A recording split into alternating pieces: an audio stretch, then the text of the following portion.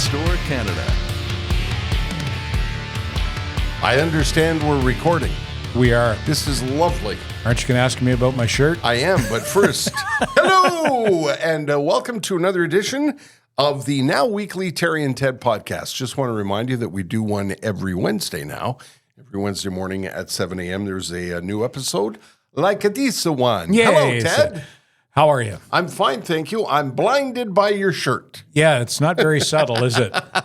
If you're watching on YouTube, you already know Ted has a nice orange T-shirt on that says Flamin' Hot and Crunchy. That's me.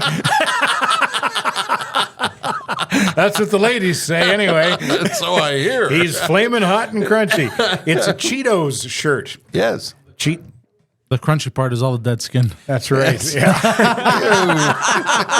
You're having breakfast. There's We're Poseidon sorry. cracking himself up. I got this shirt from my friend Evan, and I wore it as a response to your Grover Sesame Street shirt. Oh, yes. And B, because Evan's having a bit of a tough go right now. Yeah. So I wore this in his honor. Evan, hope you're feeling better, and hope to see you soon. You know where to find us. Well, that's funny because I reached for my 747 shirt this morning. I see that. When I retired, we did a little run of these T-shirts just for fun and gave most of the money to charity, and it says 747 on an airplane, just the time. If you listen to the radio program, you know what that's all about. Yeah. It's time for a couple of things to start. Let's start with, I wanted to mention our social media, Ted, because we do have a nice following of social media. I wouldn't mind seeing it get a little bigger. Yeah, we keep forgetting to plug it, Yes, actually. and I that's think that's why I what you're wrote that supposed to down. do, right? Yeah. Yeah. So I'll start with our Twitter page. On Twitter, we have, well, I think Twitter's becoming a disaster. It's I do becoming, but we may as well mention it. It's another story. I've got my personal account, a fair amount of followers, and we have a standing by account. And all you got to do is type in standing by, I think, and it comes up. The actual account me. handle is at Terry Ted Podcast. Right. We also have a Facebook page, and we got a lot of people following us there, which we really appreciate very much. Yeah, it seems like we get most of our traffic on Facebook and on Instagram as well. Yeah. And I was just going to say again, you can also find us on Instagram.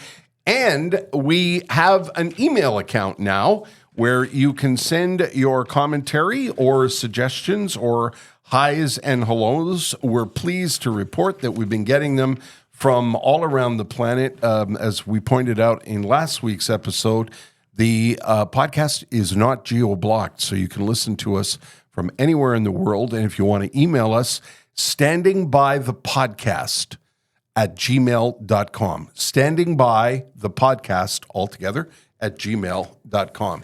Got a couple of nice notes after our last episode, including one from Barb McCauley, who my story about Carl Yastrzemski being my favorite baseball player resonated with Barb. She said he was her favorite baseball player growing up, and she actually waited outside where the players came out of Fenway Park in Boston and got Carl Yastrzemski's autograph and then lost it in a basement flood. Oh, no. Yeah. Oh, that's very Sorry, sad. Barb.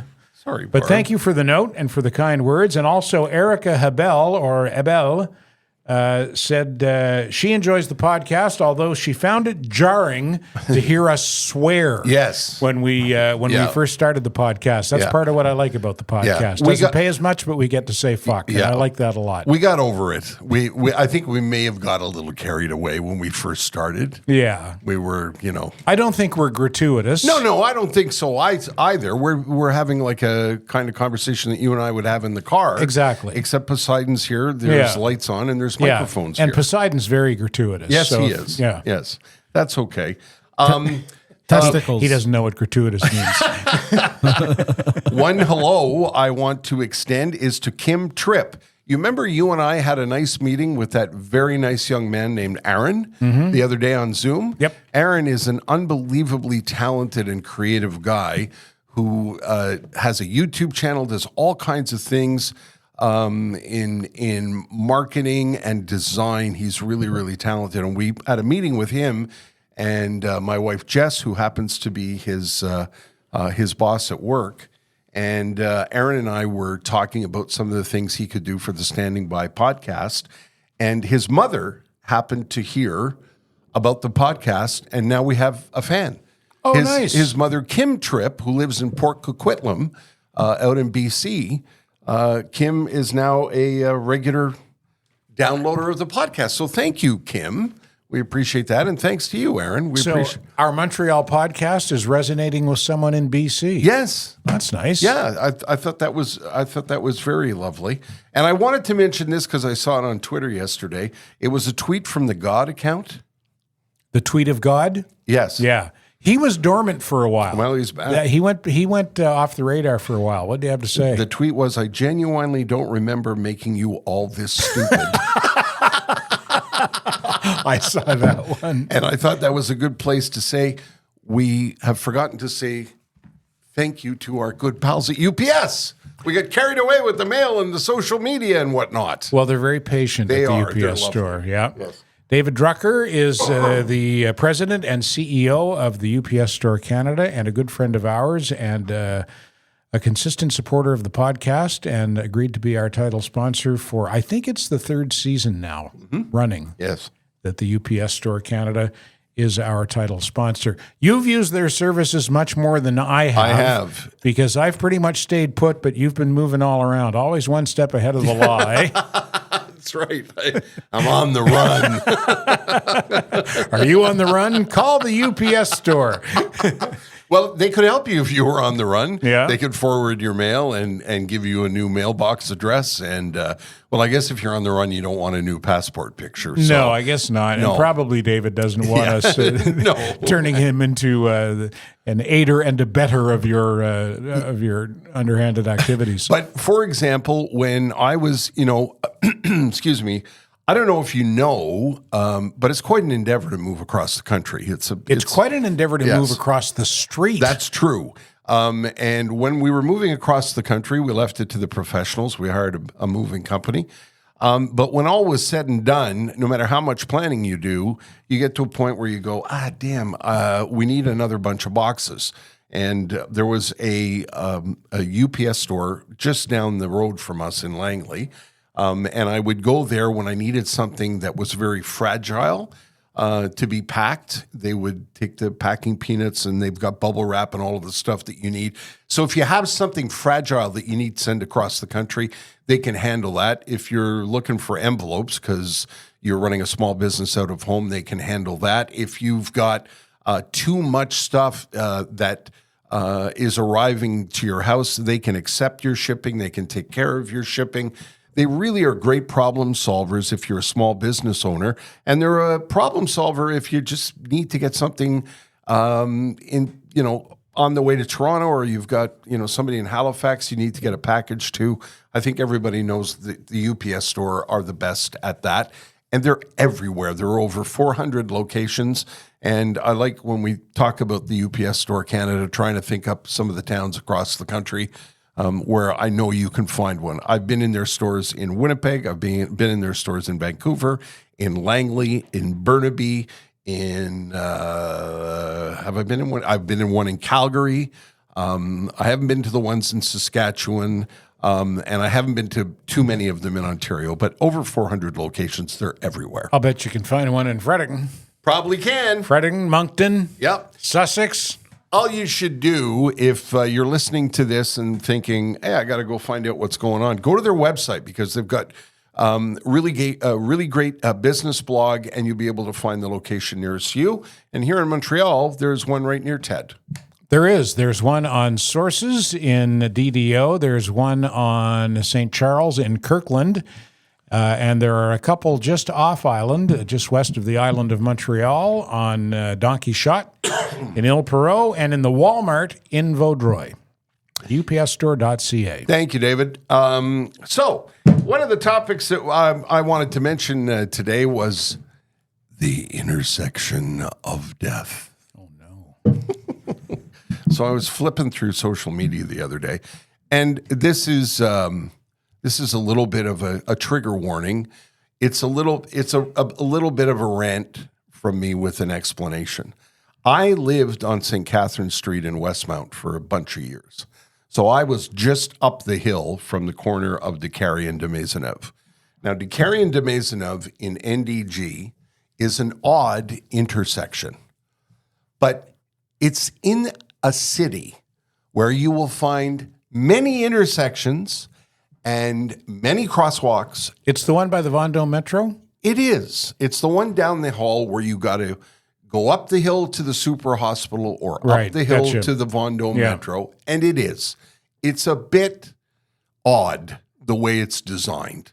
If you're coming down de Maisonneuve and you want to go into NDG, you can go down through the tunnel to Upper Lachine Road, or you can go up on the side and continue on de Maisonneuve, or you can turn on DeCarry and head up to the corner of DeCarry and Sherbrooke, or you can head to the hospital. And it's an odd intersection. I certainly would call it an odd place. Mm-hmm. Well, now the people that are really keen on making sure there's no room for cars have dubbed it the intersection of death. Now, in the last 5 years, according to the article in the Gazette, there was 2 fatalities at that intersection. Cyclists don't like it, pedestrians don't like it, and I'm sure drivers don't like it either. So what they've done, now that they're putting their plan forward, the borough of NDG wants to revamp the entire area. So what they're going to do on the stretch of de Maisonneuve between Prud'homme and Claremont is they are going to completely revamp it. People, they say people in the area call it the intersection of death. I myself have never heard that. I never have heard that intersection referred to as the intersection of death. I think it's the corner of de Maisonneuve and DeCarry. Yeah. Right? Nobody says, if you're coming to my apartment, hang a left at the intersection of death. Anyway, it's a bit of, I guess, what's the word I'm looking for when you make a big deal out of something? Hyperbole? Thank you. A little bit of hyperbole so that they can get the new road configuration done. They are presenting it to the public. By the time you hear this, they will already have presented it to the public. And they're going to widen the sidewalks. And in the area where cars now drive to the hospital, they're going to plant trees. Oh, isn't that nice? Yeah, never mind the hospital and the ambulances. They're going to plant trees. And they're going to make de Maisonneuve a one-way so that fewer cars will use the stretch of road between the DeCarry Expressway and DeCarry Boulevard. We're going to be changing people's habits in the area, but this will make it safer, according to the mayor of the borough. So, because the area is going to become more crowded, what they're going to do is they're going to make the bike lanes wider, the sidewalks wider. They're going to make this is what they've done, not just in Montreal, but in other cities like Toronto and Vancouver. So they're going to make it more difficult for motorists. Yeah, is the bottom line. Yeah, room for a car, like one lane in a car. Anyway, what they've done is, or what they're going to do is completely revamp that area, and they've used the death of 2 people at that intersection as an excuse to do it. And I found that, to be honest with you, I found that to be really distasteful, because what I don't understand is Montreal's a city of, 2 million plus? It's a big city. Almost 3 million. Almost 3 million. Thank you, Poseidon. It's a city. It's a major urban center. It's Canada's second largest city. In cities, people once in a while are going to have an accident. People are going to get hurt once in a while. That's the downside, I guess, of living in a city, is you have to be careful when you cross the street. You can die on a farm, too. Yes, you could be thrashed to pieces. Yes. But it boggles my mind that they're now trying to bubble wrap citizens all across the land, and I don't understand it. And I've said this before, it's not my ball game. I don't have a dog in this fight. I don't live in the city. And now after reading that article, what I know to do is just stay the hell away from there. Yeah. But what about people who are getting cancer treatments? What about people who are elderly? Yeah, if you're affecting access to the hospital. Yes. And I'm sure it's built into the plan somewhere. But what is this business about planting trees everywhere in an urban setting? It's an agenda. So the I don't understand it. The Montreal metro area, which is the entire island, just the island, including Ile Bizarre, is and including like Nuns Island, it's 4.3 million people. By the way, Holy shit! I didn't realize. So it was it's that really big by now. skyrocketed, especially in the last 5 years. Yeah. And I find it completely illogical that, hey, this is a high traffic area. What do? Constrict more traffic. Constrict the traffic even further. Well, it's all part of the green agenda, I think. The new plan follows the standards of Réseau Express Vélo. Who elected them? What's that, a bicycle group? Yeah, it's a bicycle group. So the reason I bring it up is, listen, build your bike pass, ride your bike, get on your bike in Repentigny and ride your bike to Place Marie in January. If that's your thing and it works and it's great. And I know it's a great source of pride now. Montreal has a lot of bike pass and we tout the whole idea of bike pass. But the access to the city in places has become, I think, my personal opinion, unmanageable. Is it different from when I lived in the city? Absolutely. Should the city evolve? Yes. But the other day, just a couple of weeks ago, I had a bunch of different things to do, and I was driving over the mountain because I had to go from Park Avenue over to Côte de Neige. So I drove up the mountain, and as I was driving up the mountain, I thought to myself, not going to be able to do this in 2 years. This is going to be closed too. And today, for example, I've got a full day. I've got a lot of things to do, and I'm going to drop you. I've got a meeting, a lunch meeting with an old friend on DeCarry at Snowden Deli, and then I have to go down later in the afternoon to Saint Denis. I've decided I would rather park my car somewhere in NDG at a meter and keep feeding the meter and take the metro to Saint Denis rather than have to deal with the aggravation of driving across the city.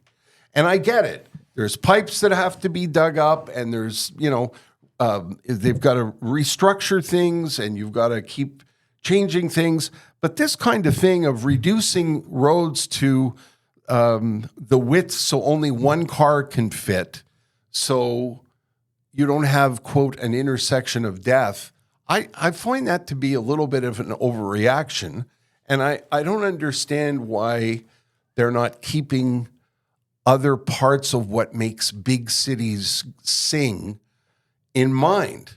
Like, is it really, do we really want to be Copenhagen? Is that what we're striving for here? Well, the people calling the shots seem to want to be, and like I say, I think it's part of an agenda, and you're right. Do too. It did trigger me. It triggered a memory that 35 years ago, I used to buy weed on Prud'homme.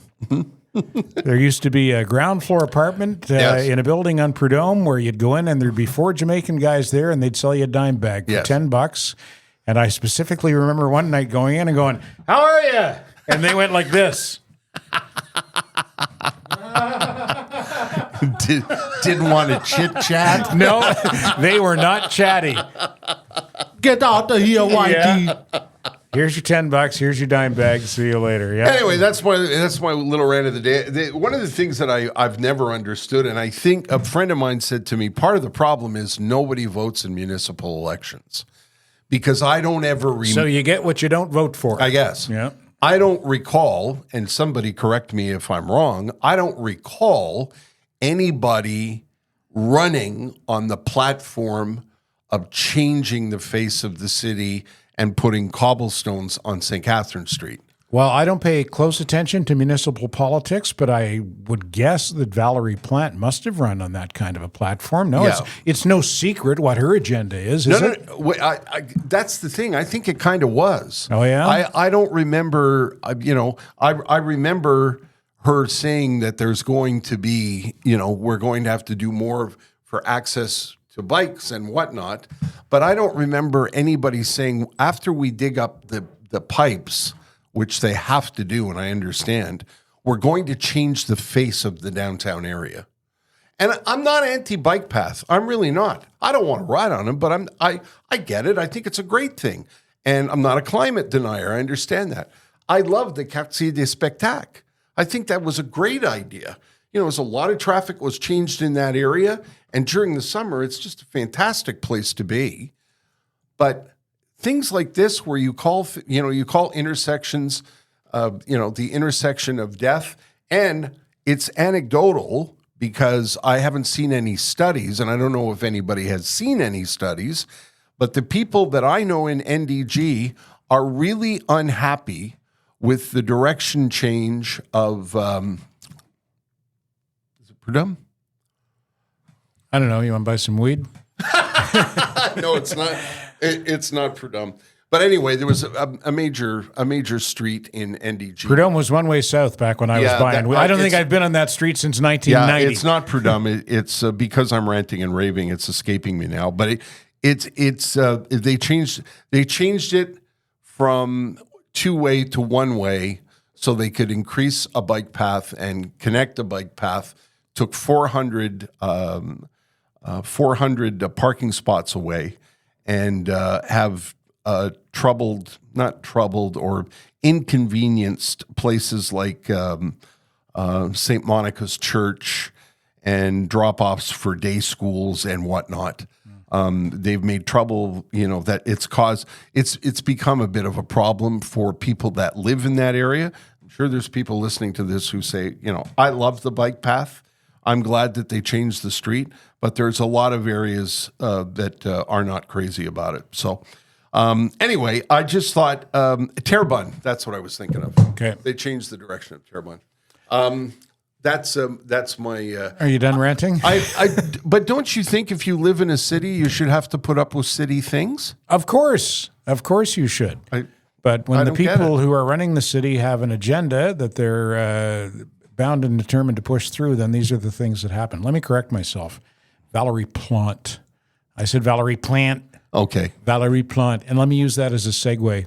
On our last episode, we both related French language misadventures. Yes. That we've had that ended up being humorous anecdotes. Yeah. Kathleen Lord, who listens to and or watches the podcast on the regular, sent me a video, and I think we can only play the audio of the video because I am technically retarded. I can't figure it out, but we do have the audio, right. And that's what counts because that's what the headphones on. That's what this story is about. You meant technologically retarded. Yeah, what did I say? Which makes you literally retarded. You said I'm technically retarded. This is from I'm just messing with you, Ted. I know. This is from the Graham Norton Show in the UK. It's a talk show in the UK. My favorite talk show. It's from 2016, and I believe the actress is Amy Adams, and the actor is Jeremy Renner. Okay. And they did a movie called Arrival that was directed by Denis Villeneuve, the Quebecer. Yes. Whose English is not great. Yes. Which resulted in some great anecdotes from, is it Amy Adams? Does that? Yes, absolutely. Amy Adams and Jeremy Renner. And these are fantastic stories. I'll let them take it from here. He is a really, really calm and docile and loving and emotionally intelligent guy, but he would say the weirdest things because of his inability to really get his point across in English. And he would try to direct us in his very quiet sets and these things, right? And he said something really, they're very inappropriate, but they're, what did he say to you? He said, I loved that very much, and I will now take you from behind. I'm so sorry, Jenny. It was in the middle of like a serious scene. I'm like, I'm so sorry. I don't mean to be laughing. He's like, what have I said? No. I think you mistook me. I mean, I will take you from behind, but use a camera. I'm like, no, that's not going to get any better, Jenny.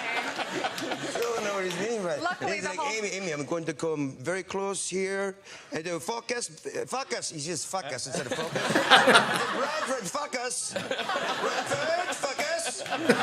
Talking about it. He's like, Jeremy, and then I'm going to come over here, take the camera, and now come on your face. I'm like, no, man, you don't get to say that to me. The movie is Arrival. Yes. In 2016. Yeah. And he directed it. He directed the both of them. It actually is a reminder of another story we had with our friend Louise downstairs today.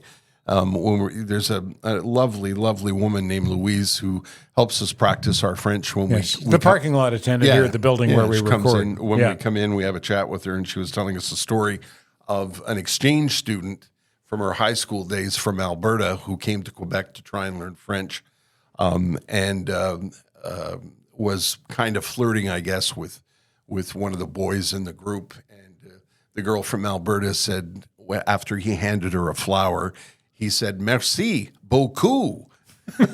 In other words, thank you, nice ass. And had to explain that to him. And it's the adventures, it's the fun adventures that years ago used to drive me crazy, but now I find it charming and fun, and also it helps me speak English. What? Helps me speak French. Yes. But besides, do you ride a bike? Are you a bike path person? Have you ran into any intersections of death? I don't participate in homosexual activities. Sorry. I know this is your No. I don't ride a bike because I'm out of shape. Very good. Well, if you ride a bike, then you'll get in shape. That's the thing. Exactly, but it's also too painful for me. Okay. And I don't like it. But I run into all sorts of troubles on the car. I'm always I'm always swearing. My point is, it's a big city. You ever been to New York? Lots of dangerous intersections there. That's what happens when you live in a big city. Yeah. Okay, let's get off of that, and let's say thank you to our pal Sugar Sammy. Just talking to him the other night on the phone. Terry was actually texting Sammy today to get a clarification on something we saw on his website. Yeah. He has dates. He has added dates for January 17th and 18th in Gatineau. That's the closest he's going to be to Montreal for the next several months. Yes. He's done all his shows in Montreal. They all sold out, but he added 2 for Gatineau for January 17th and 18th. And on the website, it says, instead of tickets, it says sign up.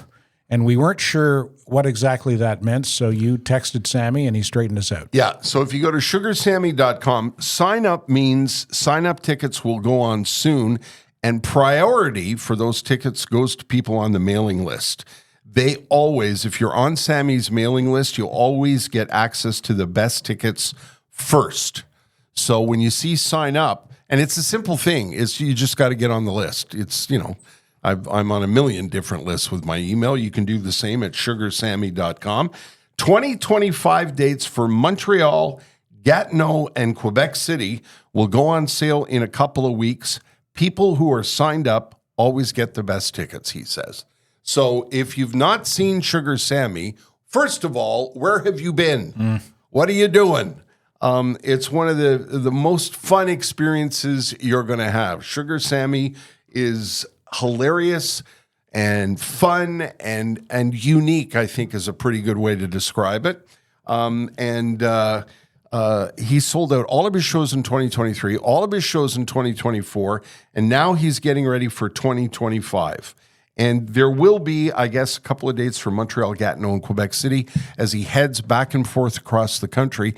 And if you're listening to this podcast, in a smaller, what you would just not a tertiary market, not a B market, but if it's not Montreal, Toronto, or Vancouver. Yeah, I know, for example, he's going to be in Fredericton. There you go. That's what I'm talking about. Over the winter time, and I'm telling all my friends there, because that's where I grew up. Yeah. You've got to go to the Playhouse and see Sugar Sammy. So it's a good idea to go to sugarsammy.com and sign up for the mailing list and get your crack at the best tickets first. Okay, sugarsammy.com. Sammy's been a long-time friend and became a proud supporter of the podcast, and I can't tell you how much that tickles us to no end. We appreciate that. Yeah. The Mersons are also longtime supporters. Boy, we go back 30 years with the Mersons. Merson Automotive on St. Jacques, just west of Cavendish. If the forecast holds, the long-range forecast holds, we're going to run a really nice weather. Yes. with sunshine and temperatures in the mid to upper teens, and it might even hit 20 Yes. this week. Perfect time to go to Merson and get your winter tires on. I know that sounds counterintuitive, but if you want to beat the rush, go now, because it could go from 20 to -4 in a matter of 48 hours, and it often does. Beat the rush, call the Mersons, make your appointment, get down there, get your winter tires on, get your car inspected for the winter time, get your oil changed for the winter time, get your tune-up for the winter, and do it now, because you know that when the temperature drops below 0 on a regular basis and the snow starts to fly, they're going to be swamped. And as a new resident of the Laurentians, I have come to realize my snow tires should already be on. Yeah. Because when I got up this morning, I left the Laurentians this morning at about 8:45, and there was frost on everything. There was frost on my windshield in Point Claire this morning. Yeah. Not that I was driving. No. Because I'm not supposed to. So I didn't go to the IGA because it's close. I testified that I picked up Ted this morning. Yeah, He's my passenger. I had to get in the car because I had forgotten my gloves there. Anyway, I'm going to call them this week and beg them to see if they can fit me in, because I've left it too long. Because you got to call and make yourself an appointment at this time of the year. So do that.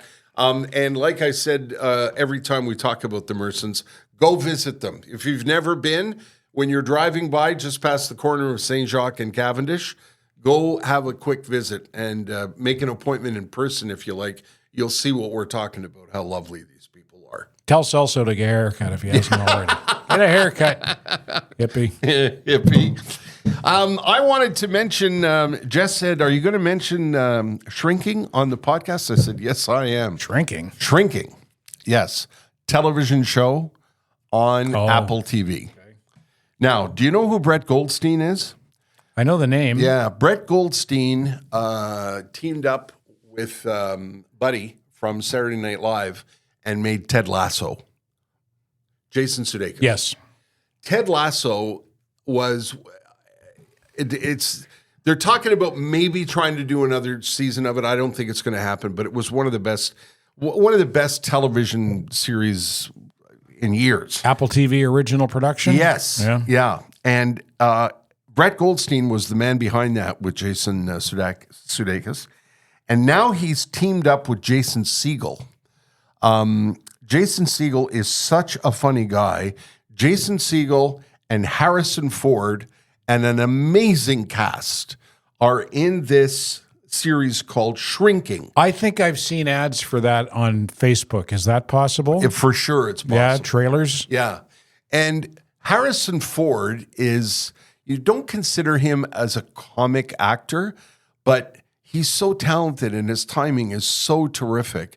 And he's just one of the many highlights of this television series. And it's called Shrinking because Jason Segel and Harrison Ford play psychiatrists. They have a private psychiatric clinic that they run. It's set in California. It has all kinds of different twists and turns and setups with neighbors and co-workers. And it's not slapstick funny. And at points, it's even a little dramatic. But it's so beautifully written and it's so well acted. I highly, highly, highly recommend it. And Jess and I absolutely love it. The thing about Apple TV is they only give you a couple of episodes at a time. Like if something comes on Netflix that you love, you can binge it. Mm-hmm. You know, you can watch it all weekend or watch it, for the night, watch all 9 episodes. But Apple TV gives you like Slow Horses and this show Shrinking. And, The Morning Show was another one we loved. They give them to you 1 or 2 episodes at a time. So you watch 2 and then you got to wait till next week. Then the other ones drop the whole season at once? Yeah. I didn't know that. Netflix, if you're watching something on Netflix and there's 8 episodes, you can watch them all at once. And so when they release the show, they release the entire season in one shot? Not all of them, but most of them do. Most of them say, this series, 10 episodes, and you list 1, 2, 3, 4, 5, and you just watch them. I didn't know that. Yeah, back to back to back. As I said on last week's show, I find the amount of content overwhelming. to the Yeah, point it's- where I find the same with podcasts. I It's don't like know it's where to coming out of go. a fire hose. Yeah, eh? I don't know where to go Yeah. and what to listen to or what to watch because there's so much. Well, that's one of the reasons I thought we would talk about it on the podcast, because like you were saying the other night, you were at a party or a Thanksgiving celebration, and you heard about 10, 12 different shows. Exactly, yeah. And I thought, where do you guys find the time to watch all these? Yeah. Like, you have jobs. I don't, and I can't find the time to watch all you this. mentioned Righteous Gemstones, Yeah. which is another favorite of mine and Jess. And that was one of the ones that ended, I think, about over a year ago, and we can't wait for it to come back. That one's on HBO, and that was another one that you only got an episode at a time. Right. So anyway, if you're looking for something to watch, I highly recommend, and so does my wife, a show called Shrinking on Apple TV. And I hesitate to mention these things because Jess and I were talking about this the other day. We have Paramount Plus, we have Netflix, we have Apple TV, we have Crave, we have Netflix. That's 6. So what used We to have- be a $15 cable TV bill per month. Hundreds of dollars. Yeah. We have Fubo for the soccer and DAZN? Dizen Dazen for the football. Yeah. Yeah. Crazy. It's absolute madness. And now, as we were saying on last week's podcast, you may have to do that for NHL hockey soon. Yeah, Gary Bettman, the NHL commissioner, strongly hinting that that's Yeah. the direction they're going to go in. Yeah. So does that mean there won't be hockey on RDS and TSN and Sportsnet anymore? Some people think it's going that way. I don't know. Wouldn't there be some kind of revolution in Canada if you took hockey off Quite of, possibly. TSN and certainly RDS? Yeah, if you made people Cannot take- if you made people subscribe for their hockey games, yeah. I mean, you're already paying for cable, so you can watch. Can you watch hockey without cable? Is there such a thing as Well- no cable anymore? Can you still get Channel 6 and Channel 12? Over the air, yeah. There is something called over the air that I'm unfamiliar with because I haven't had it for years. But yeah, I think there's over the air antennas where you can get Channel 6 and Yeah. Channel 12 I have like it's 1960. I have a theory about this. What's that? So I think cable is going to become like the radio, it's just going to be free. Oh yeah? So yeah, cable is going to become for the brokies, and then if you want exclusive content, you're going to have to subscribe directly to either the channel or they're all going to turn okay. from channels Yeah. to like you know how Netflix is. Yeah. So like RDS or whatever is going to turn into RDS online only. You can watch it anywhere on your phone, on a tablet or whatever, but it's going to be subscription based. So each channel is going to create their own subscription based model. So it's going to move away from they won't need to rely on telecommunications suppliers anymore. Well, you heard it here first. If that's the way it goes. It's a theory. I've had it for a while now. And cable will become like the radio. You know how the radio every car has the radio now? It's going to be standard on like every TV or whatever coming through the internet or the wire. I find it's like prescriptions. Like we have Paramount Plus because I wanted to watch the Prescriptions or subscriptions? subscriptions. Did I say prescriptions? Christ. I need another one apparently. I'll take you to Prud'homme. They'll fix you up. We got Paramount Plus because I wanted to see The Offer. The Offer was a made-for Paramount series about the making of The Godfather, my favorite film of all time. So I said to Jess, we have to get Paramount Plus because we got to see this. And it was brilliant and it was genius. And now we never watch Paramount Plus, but we pay for it every You month. still have it, yeah. Well, I canceled Netflix because I found myself watching maybe 1 or 2 movies a month. Yeah. I thought, why am I paying for this if I'm not watching it? Yeah. You know? I'll figure out another way to. I'll rent that movie. Yeah, if I have to, rather than pay whatever it is per month. Yes, I don't I'll even pay know. I'll pay the $6 to rent the movie. Yeah. That I want to watch. Jess is the Minister of Finance at the house. Is that right? I'm not. I'm unfamiliar with the monthly cost now, but it's not cheap. Right. Yeah. You know what somebody asked me about the other day? What's that, sir? Tired man. Tired man. Can you imagine? Wow, that's a long I know. time ago. Yeah. It was Wow. a radio skit we did 35 years ago about a Wow. superhero called Tired Man and his sidekick Lazy Boy. And I ran a guy the other day says to me, "Hey Ted, whatever happened to Tired Man?" I said, Tired Man? Jesus Christ, that was like 1988, 89. We didn't do a lot of skits, but yeah. when we first got together, we did a number of them. And Tired Man was, And we only did like maybe 3 or 4 episodes because Yeah. it's kind of it's Yeah. you know it's Yeah, a it wears itself yeah out. it's a one-off gag. Yeah. It's a superhero who Yeah. you know It's tired all the time. Tired Man. There's a crime wave sweeping the city, and Terry was Tired Man. He go one. hang on. Okay, can I listen? Can you give me 10 more minutes? Okay, Just call 10 me more- back, Yeah. and I'll be right there. Call me back. Tired Man and his sidekick Lazy Boy. Yeah, my friend Robin. that He loved funny? it. Yeah, right But- out of the blue after all those years. We've said this before on the podcast. That's a lovely compliment. It is. Yeah, It's a really that someone lovely would remember compliment. something we did that long ago. Yeah, absolutely. Let's say thank you to our good friends at. I want to make sure I get the order proper. You were telling me that Pierre just got back from Antwerp. Pierre Soucy, who is the resident gemologist at Robert Yes. Richer Jewelers in Dorval, has returned from Antwerp laden with diamonds. Actually, that's not true. They have to get them shipped separately. As we said last week, you don't Put them don't- in your backpack. Yeah. Let's see. I got my wallet. I got my watch.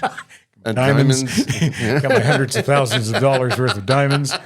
Yeah, he's getting them shipped back. He's bringing back diamonds that were special ordered by existing clients, and he's bringing back diamonds that he handpicked to put up for sale for new clients. And if you buy one, and if it's worth $4,000 or more, Pierre and Linda will send you to Las Vegas So for 3 cool. days and 2 nights. That's a pretty neat promotion, eh? Yeah. Buy a diamond from us, and we'll send you to Vegas. yeah, that's maybe very you can. cool. Maybe you get lucky at the blackjack table and win back the cost of the diamond. There's a real art and a craft to choosing diamonds too that I don't know anything about. Pierre does. And Pierre does. Yeah. And Pierre has one of those little looky-loo things on his glasses. Yeah. Every time you see Pierre, Yep. he's got the little Yep, thing ready that, to go. that the gemologist flips down, Yeah, and- so that he can inspect the diamond. Long-time trained gemologist who knows what he's looking for and knows how to pick. I don't know. I don't know anything about it, but I do know it's a craft, and you have to be very, very good at it. And he's very, very good at And it. he's been doing it for a long time. Robert Richer Jewelers, I think 72 years in business, if I'm not mistaken. Linda Richer, who is also a gemologist and is Pierre's wife, her dad started the store back in the 1950s, 1952, I believe. And Linda and Pierre are carrying on the tradition. They're at 309 Dorval Avenue in Dorval. They're online at robertricher.ca. They got a great Facebook page where you can see a bunch of pictures that Pierre took in Antwerp, not only of the Diamond District and the diamond factories, but also just touristy pictures. Yeah, he shares his trip with of us. Antwerp. But as we like to say, go to the shop and meet them. Yeah, lovely people. Yeah. Somebody was asking me online last weekend about something to the effect of, what is it with you guys in family businesses? And in this day and age of massive corporations and the way they behave, I love, whether it's a restaurant or a mechanic shop or somebody who does electrical work or your local comedian. We love the connections we have with these people in Montreal who've been part of the fabric of Montreal for many, many, many years. And I always used to love to say, the owner's there. The owner's at the counter. You've got a beef. You've had a problem. You don't have to type a letter and, send it off to some place in Markham or Mississauga. You just say, hey, can I speak to Pierre? Can I speak to Celso? Can I have a word with Tom at Accutech?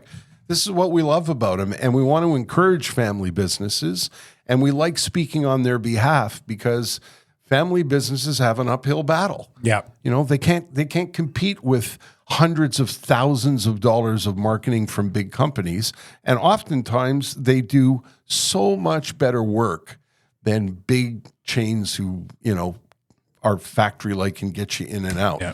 It's the backbone of the community. Yeah, and it's been a real honor for us to be able to have this kind of association with these people who support the podcast all these years. And flattering to us that they would hitch their wagon to us. Yeah, absolutely. Yeah.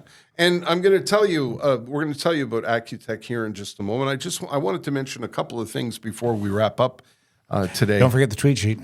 We've got the tweet sheet to go. I wanted to mention that Iron Maiden's going to be here October 30th. If you're looking for something to do. Aren't they 100? They are. And you know what? Sold out. Really? Sold out. How about that? Springsteen, Jess and I will be there on October the 31st. That's why we feel kind of bad because we've moved into a new neighborhood. You know, it's a country neighborhood, so it's very, very small. Right. But Halloween, we're not going to be there. So we're going to be like, oh, those new assholes that moved in and didn't give out any candy. I'll house sit for you, and I'll pass out the candy. There you go. Okay, we'll be at Springsteen. That's October 31st. Voulez-vous quelque chocolat?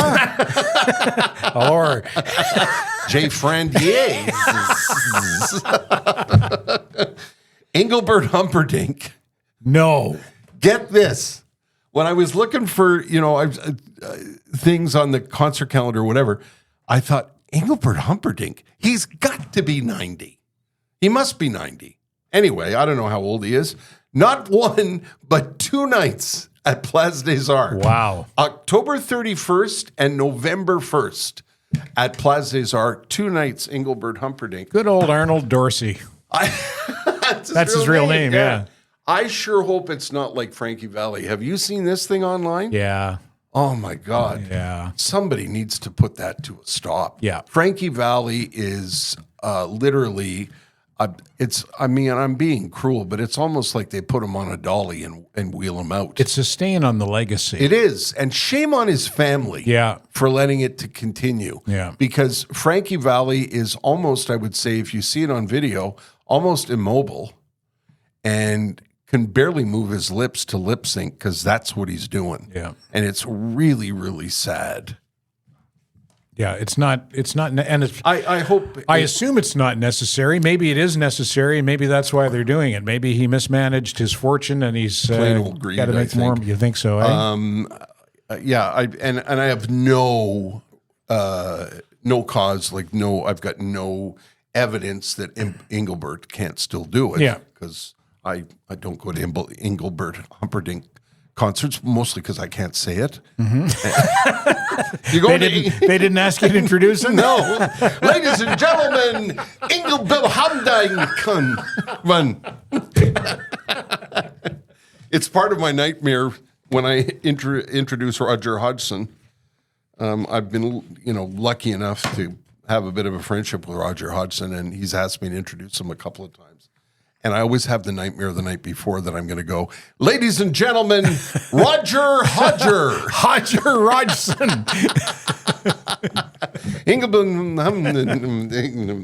Let's, I'm sure they'll be thrilled with this segue.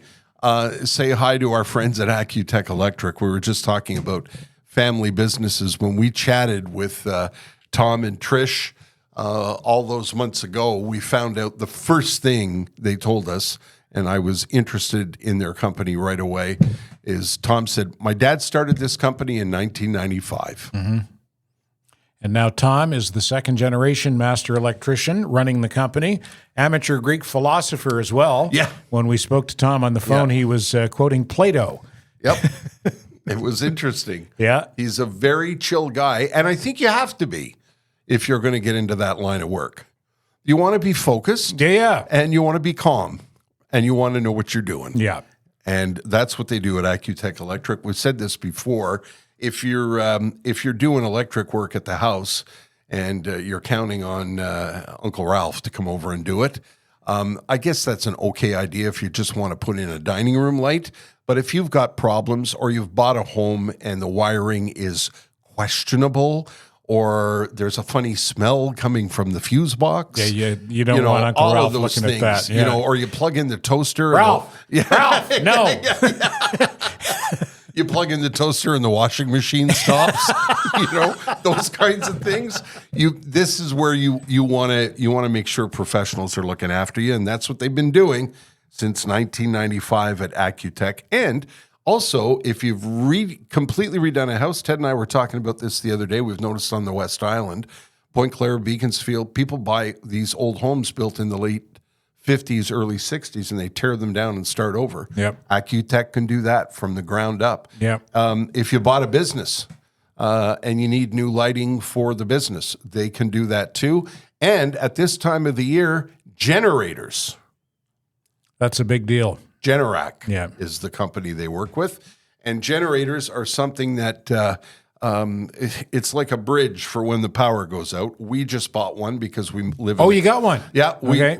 Because we live in the country now, and it's not something that that you can just plug in the wall. You need to have proper Again, don't have Uncle Ernie come over.